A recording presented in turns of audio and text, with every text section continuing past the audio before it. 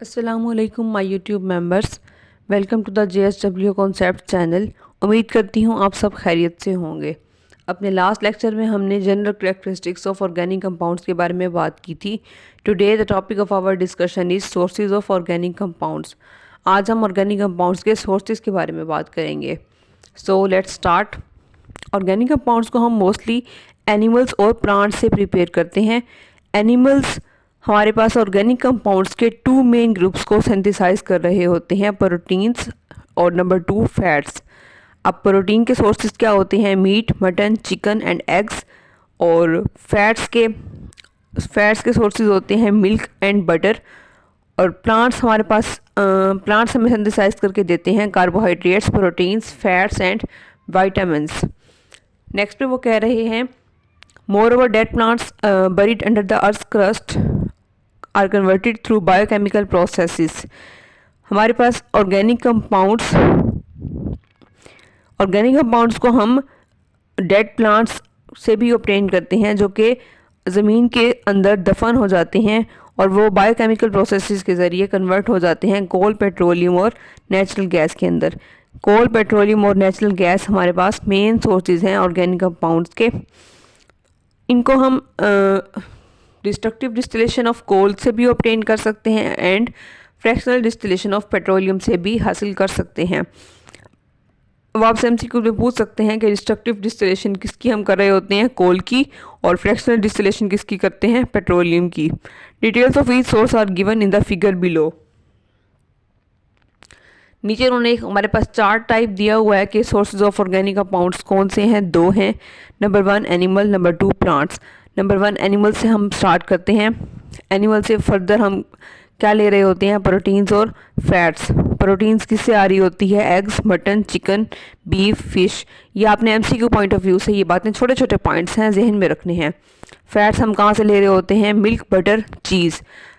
Second plants वाली side हम देख लेते हैं। प्लांट्स लिविंग प्लांट से भी ऑब्टेन हो रहे होते हैं और डेड प्लांट से भी। डेड प्लांट से कोल, पेट्रोलियम और नेचुरल गैस ऑब्टेन हो रही होती है। लिविंग प्लांट से हम कार्बोहाइड्रेट, प्रोटीन, विटामिन और ऑयल हासिल कर रहे होते हैं। ऑयल कहाँ से आ रहा होता है? Palm oil, olive oil, soybean, peanut oil, sunflower oil. Vitamin के सोर्सेज एप्पल, ऑरेंज, बनाना। प्रोटीन के sources pulses and beans. Carbohydrates के सोर्सेज व्हीट, मेज, पोटैटोज, बार्ले एंड राइस। ये हमारे पास सोर्सेज ऑफ ऑर्गेनिक कंपाउंड्स हैं। छोटे छोटे पॉइंट्स हैं, आप इसको MCQ पॉइंट ऑफ व्यू से जहन में रखेंगे। नेक्स्ट हमारे पास है 11.2.1 कोल। स्टार्ट करते हैं। Coal is a blackish complex mixture of compounds of carbon, hydrogen and oxygen. आपने इसमें से हर एक पॉइंट शॉर्ट क्वेश्चन के हिसाब से भी जहन में रखना है। कैसे वो कोल के बारे में पूछ सकते हैं कि write a short note on the source of organic compounds, like coal पे आप नोट लिखें। इसमें से छोटे छोटे पॉइंट्स वो आपसे MCQs में भी पूछ सकते हैं। वो आपसे लॉन्ग क्वेश्चन भी डिटेल में पूछ सकते हैं कि write a detail note on the sources of organic compounds. तो आपने हर एक पॉइंट को जहन में रखना है। कोल हमारे पास ब्लैक कलर का होता है, कॉम्प्लेक्स मिक्सचर होता है कार्बन, हाइड्रोजन और ऑक्सीजन का। इसके अंदर स्मॉल अमाउंट्स होती हैं नाइट्रोजन और सल्फर की। कोल को हम कैसे बनाते हैं? डेड प्लांट्स जो कि ज़मीन के सरफेस में दफन हो जाते हैं, उनकी डिकम्पोजिशन से कोल बनता है। Conversion of wood into coal is called carbonisation. वो MCQ में भी पूछ सकते हैं आपसे और शॉर्ट क्वेश्चन में भी पूछ सकते हैं कि कार्बोनाइजेशन क्या होती है। तो आपने याद रखना है conversion of wood into coal is called carbonisation. ये एक स्लो बायोकेमिकल प्रोसेस है, एब्सेंस ऑफ एयर में होता है, under high pressure and high temperature, और इसे बहुत लॉन्ग पीरियड लगता है, अबाउट 500 मिलियंस ऑफ ईयर्स लगते हैं। आपने MCQ में याद रखना है कि ऑलमोस्ट कितना टाइम लग रहा होता है इसको? 500 मिलियन ईयर्स। वुड में हमारे पास 40% कार्बन होती है और ये डिपेंड करती है कि हमारे पास कार्बनाइजेशन का प्रोसेस कितना हुआ है, कितनी वुड हमारे पास कोल में कन्वर्ट हुई है। 4 टाइप्स होती हैं कोल की, आपने MCQ में याद रखना है।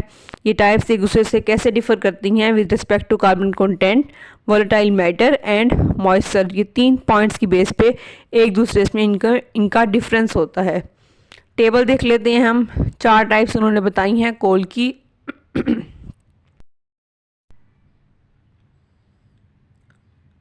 कोल की 4 टाइप्स बताई हैं। पीट, लिग्नाइट, बिटुमिनस कोल और एंथ्रासाइट। इनका कार्बन कंटेंट बताया है। पीट में 60% होता है, लिग्नाइट में 70%, बिटुमिनस कोल में 80% और एंथ्रासाइट में 90%।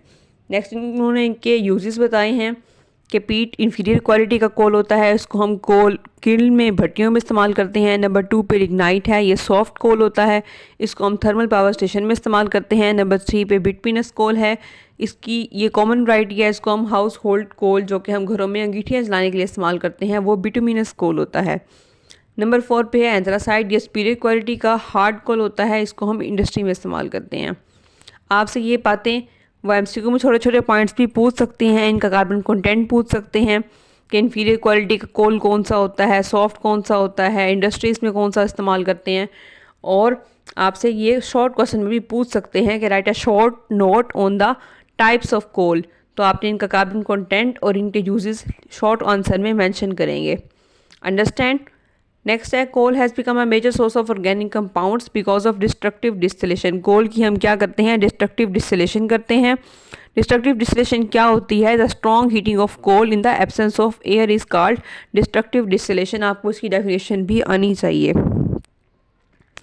कोल में कौन से एलिमेंट्स होते हैं, कार्बन, हाइड्रोजन, ऑक्सीजन, नाइट्रोजन और सल्फर।